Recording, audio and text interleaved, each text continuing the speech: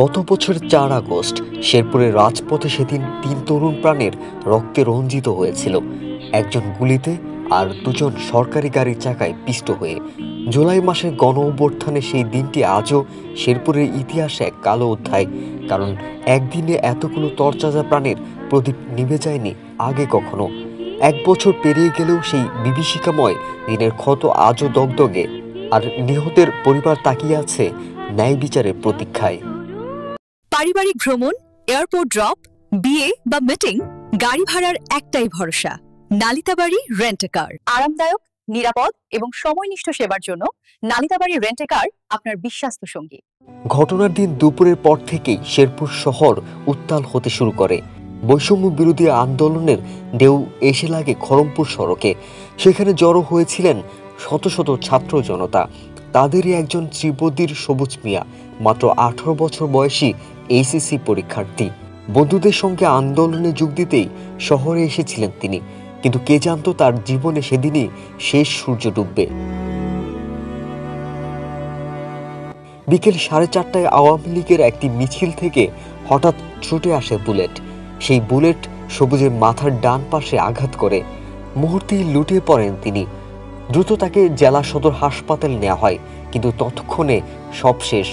সবুজ নামের সেই তাজা প্রাণটি নিভে যায় চিরতরে। অভাবের সংসারে বাবার অসুস্থতার কারণে লেখাপড়ার পাশাপাশি একটি ওষুধের দোকানে কাজ করে সংসারে হাল ধরেছিল সবুজ। সবুজের মৃত্যুর আধ ঘন্টা পরেই বিকেল 4:15টায় খড়মপুর সড়কে আবার দেখা যায় ছাত্র জনতার মিছিল। তারা এগিয়ে চলছিল অদম্য গতিতে, কিন্তু নিয়তি সেদিন অন্য কিছু লিখে রেখেছিল। মিছিলের পেছন দিক থেকে অতর্কিত ছুটে আসে একটি দ্রুতগতির ম্যাজিস্ট্রেটের গাড়ি। মুহূর্তের মধ্যে পিষে দেয় আন্দোলনকারীদের।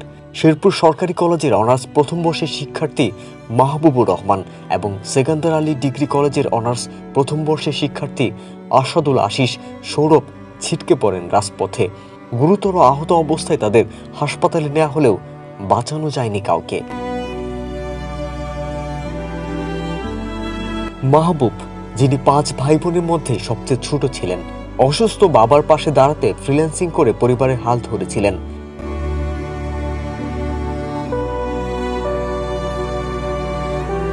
আসাদুল আশিস সৌরভও মাহবুবের মতোই ফ্রিল্যান্সিং করতেন। গ্রামের বাড়িতে নেটওয়ার্কের সমস্যার কারণে শহরের মেসে থাকতেন তিনি।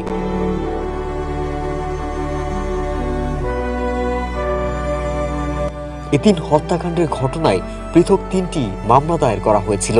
সবুজের বড় ভাই সাদ্দাম মিয়া ঘটনার দিনই একটি মামলা করেন, আর 12 আগস্ট আসাদুল আশিস সৌরভের বাবা সুরহাব হোসেন এবং মাহবুবের মা মাহফুজা খাতুন পৃথক 2টি মামলা করেন।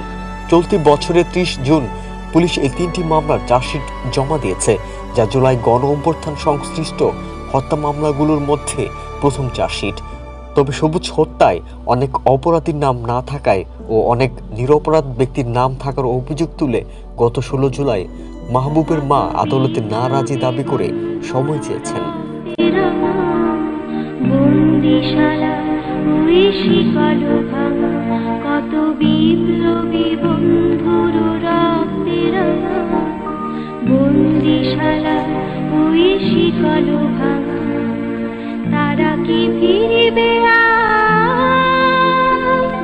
তারা কি ফিরিবে আর সুপ্রভাতে, যত তরুণ অরুণ গেছে